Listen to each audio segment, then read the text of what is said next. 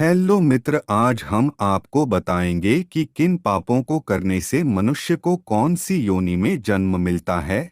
जैसा कि गरुड़ पुराण में भगवान विष्णु ने बताया है, तो मित्रों चलिए वीडियो को शुरू करते हैं। गरुड़ पुराण का 18 पुराणों में एक विशेष महत्व है। इस पुराण के अधिष्ठाता देव भगवान श्री हरि विष्णु है। इसे पुराण के एक वृतांत में भगवान विष्णु ने पक्षीराज गरुड़ जी को विभिन्न प्रकार की योनियों में जन्म लेने के पापों के बारे में विस्तार से बताया है। इन दोनों के बीच हुए इस रोचक संवाद को आप अंत तक अवश्य सुनिए। गरुड़ पुराण धर्मकांड अध्याय 2 में बड़े ही विस्तार से वर्णित है कि प्राणी अपने सत्कर्म एवं दुष्कर्म के फलों के विविधता का अनुभव करने के लिए ही इस संसार में जन्म लेता है, जो विभिन्न नरकों का भोग भोग कर पुनः इस पृथ्वी पर जिन लक्षणों से युक्त होकर जन्म लेते हैं वे इस प्रकार हैं। ब्राह्मण की हत्या करने वाले को मृग, अश्व, शुक और ऊंट की योनि प्राप्त होती है। स्वर्ण की चोरी करने वाला कृमि, कीट और पतंग की योनि में जन्म लेता है। गुरु पत्नी गामी चर्म रोगी होता है। जो मनुष्य जिस प्रकार के महापापियों का साथ करता है उसे भी उसी प्रकार का रोग होता है। रत्न की चोरी करने वाला निकृष्ट योनि में जन्म लेता है। धान्य चोरी करने वाला चूहा, यान चुराने वाला ऊंट तथा फल की चोरी करने वाला बंदर की योनि में जाता है। घर का सामान चुराने वाला गिद्ध, मधु की चोरी करने वाला मधुमक्खी, गाय की चोरी करने वाला गो, कासे की चोरी करने वाला हंस और दूसरे का धन हरने वाला अपस्मार रोग से ग्रस्त होता है।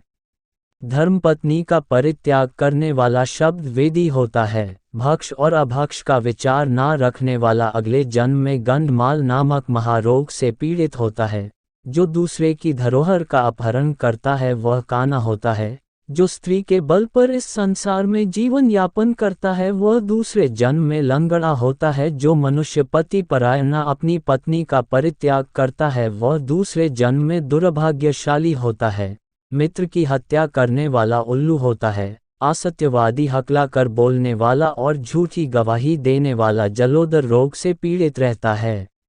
विवाह में विघ्न पैदा करने वाला पापी मच्छर की योनि में जाता है। यदि कदाचित उसे पुनः मनुष्य की योनि प्राप्त भी होती है तो उसका ओंठ कटा हुआ होता है। जो मनुष्य चतुष्पथ पर मलमूत्र का परित्याग करता है वह वृषल होता है। कन्या को दूषित करने वाले प्राणी को नपुंसकता का विकार होता है। स्त्रियों के वस्त्र चुराने पर श्वेत कुष्ठ गुरुहंता क्रूरकर्मा बौना होता है।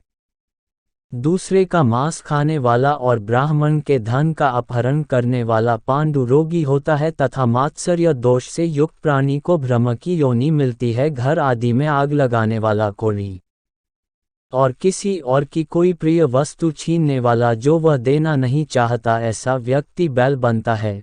गायों की चोरी करने पर सर्प तथा अन्य की चोरी करने पर प्राणी को अजीर्ण रोग होता है। दूध की चोरी करने वाला और ब्राह्मणों को दान में बासी भोजन देने से कुबरे की योनि प्राप्त होती है। बिना किसी को दिए अकेले भोजन करने वाला व्यक्ति संतानहीन होता है। जो मनुष्य फल चुराता है उसकी संतति मर जाती है। पुस्तक की चोरी करने वाला प्राणी जन्मांत होता है तथा संन्यास आश्रम का परित्याग करने वाला पिशाच होता है। झूठी निंदा करने वाले लोगों को कछुए की योनि में जाना पड़ता है।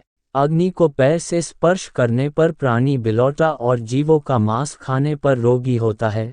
जो मनुष्य जल के स्रोत को विनष्ट करता है वह मछली होता है। जो लोग भगवान हरि की कथा और साधु जनों की प्रशस्ति नहीं सुनते उन मनुष्य को कारण मूल रोग होता है। जो व्यक्ति परायों के मुंह में स्थित अन्न का अपहरण करता है वह मंदबुद्धि होता है। दंभ के वशीभूत होकर जो प्राणी धर्मचारण करता है उसको गज चर्म का रोग होता है। विश्वासघाती मनुष्य के शरीर में शिरोत्तरी रोग होता है। ब्राह्मण को देने की प्रतिज्ञा करके जो नहीं देते उन्हें सियार की योनि प्राप्त होती है और उनकी स्त्रियां भी पाप की भागनी होती है और इन्हें उन्हीं जंतुओं की भार्या होना पड़ता है। उक्त कर्मों के कुफल से प्राप्त नर्क का भोग करने के बाद मनुष्य इन्हीं सब योनियों में प्रविष्ट होता है। जिस प्रकार इस संसार में नाना भांति के द्रव्य विद्यमान है, उसी प्रकार प्राणियों की विभिन्न जातियां भी है। वह सभी अपने अपने विभिन्न कर्मों के प्रतिफल रूप में सुख दुख एवं नाना योनियों का भोग करते हैं। तात्पर्य यही है कि प्राणी को शुभ कर्म करने से शुभ फल की प्राप्ति और अशुभ कर्म करने से शुभ फल की प्राप्ति होती। तो ये थी जानकारी कि किस पाप के कारण अगले जन्म में मिलती है कौन सी योनि। अगर आपको यह जानकारी अच्छी और उपयोगी लगी हो तो इसे अपने मित्रों और प्रियजनों के साथ अवश्य शेयर करें। साथ ही हमें कमेंट के माध्यम से भी बता सकते हैं।